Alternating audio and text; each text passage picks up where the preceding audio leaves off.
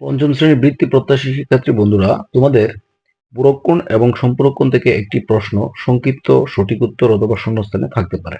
তো যদি পুরক্ষণ নির্ণয় করতে বলা হয় কোনো একটি নির্দিষ্ট কোণের পুরক্ষণ, তাহলে আমরা কিভাবে নির্ণয় করব? যদি বলা হয় যে 20 ডিগ্রি কোণের পুরক্ষণ কত ডিগ্রি, তাহলে 20 ডিগ্রি কোণের পুরক্ষণ হবে 70 ডিগ্রি। তাহলে এটি আমরা কিভাবে নির্ণয় করলাম? যদি পুরক্ষণের সংজ্ঞাটি তোমরা জানো যে পুরক্ষণ হচ্ছে দুটি কোণের সমষ্টি যদি 90 ডিগ্রি হয়, দুটি সন্নিহিত কোণের সমষ্টি যদি 90 ডিগ্রি হয়, তখন একটিকে অপরটিকে বলবে পুরক্ষণ বলবে।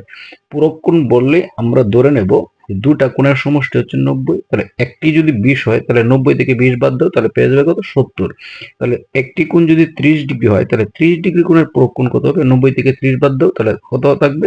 60 ডিগ্রি। ঠিক একইভাবে 1 ডিগ্রি কোণের পুরক্ষণ কত হবে? 90 থেকে যদি আমরা 1 বাদ দিই, তাহলে হবে হচ্ছে 89 ডিগ্রি। আশা করি ব্যাপারটা বুঝতে পেরেছো। যদি প্রশ্নে থাকে যে সম্পূরক কোণ নির্ণয় করো, তাহলে 30 ডিগ্রি কোণের সম্পূরক কোণ কত হবে? তাহলে সম্পূরক যখন বলা থাকবে, তখন আমরা দুটি কোণের সমষ্টিকে ধরবো কত? দুটি কোণের সমষ্টিকে 180 ডিগ্রি। মানে দুটি সন্নিহিত কোণের সমষ্টি যদি 180 ডিগ্রি হয়, তাহলে কোণ দুটির একটিকে অপরটিকে বলবো সম্পূরক কোণ। তাহলে 30 এর সম্পূরক কিভাবে নির্ণয় করব?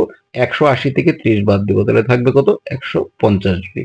অনুরূপ 80 ডিগ্রির সম্পূরক কোণ কত হবে?